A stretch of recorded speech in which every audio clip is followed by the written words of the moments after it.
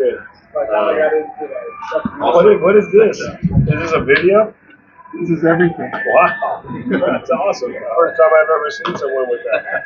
Go ahead. All-star voting update came up very nice, leading the AL shortstops. What's it like just to see him kind of get that recognition for that season? Yeah, it was brought up in my office, and I thought, for Jacob, I would say for him to be in that category right now where he's at, pretty great accomplishment. We're still a little ways out from running through this finish line, but for a player on the A's to have that type of national attention, I think it says a lot about his year. Nationally, he's been recognized for what he's doing. Just the amount of hits he's collected, and top of the league in that category. Amongst obviously the best in the shortstop right now. You said it's early, but you feel like there's a few guys in this lineup or potential all-stars? I think you can look at Rook too, and Rook started to heat up and started to swing back. The year he's having right now, I'm not familiar with everyone around the league in the DH spot, but I think he's definitely should be talked about as well in terms of the year he's having. JT getting that, it's kind of a plan for him. JT will be in the pen. We'll utilize him in the. He's multifaceted. A lot of those guys down there that we look at, that are long guys can pitch an inning.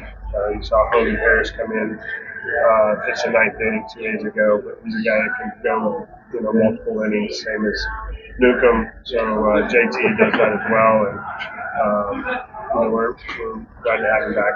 What kind of decision making with Coleman? I know you're trying to get him going with opening stuff. I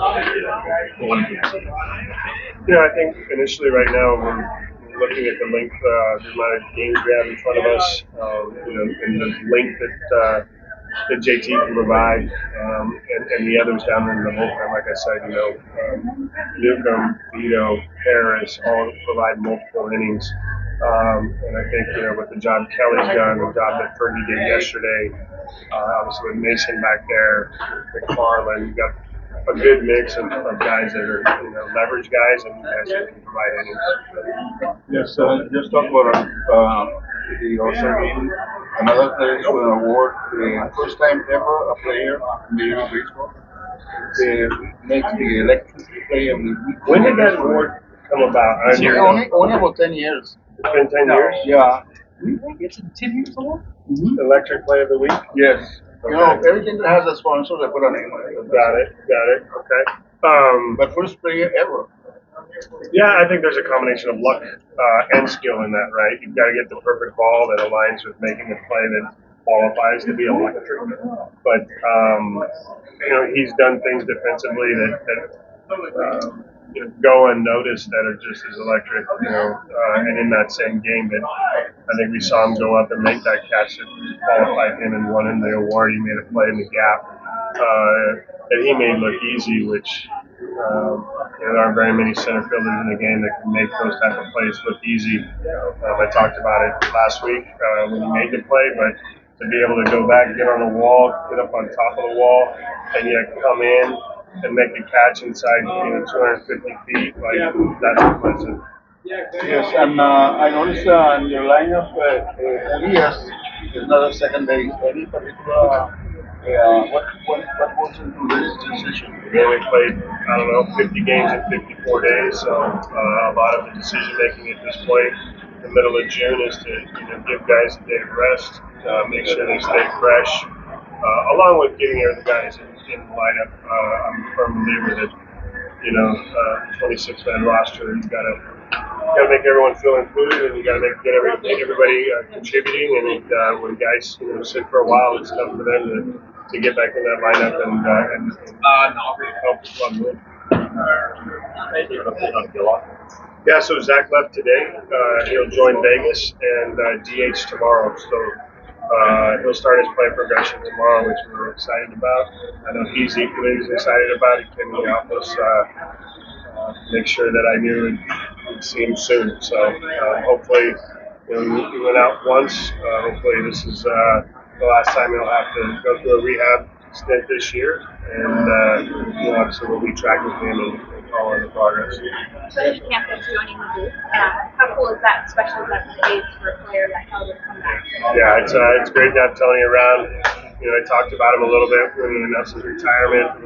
The joy it was for me to get the privilege to manage him. Now we get to see him. I don't know, somewhat regular basis. I don't know how many games he's going to do, but I'm sure he'll bring a lot to the pre and post.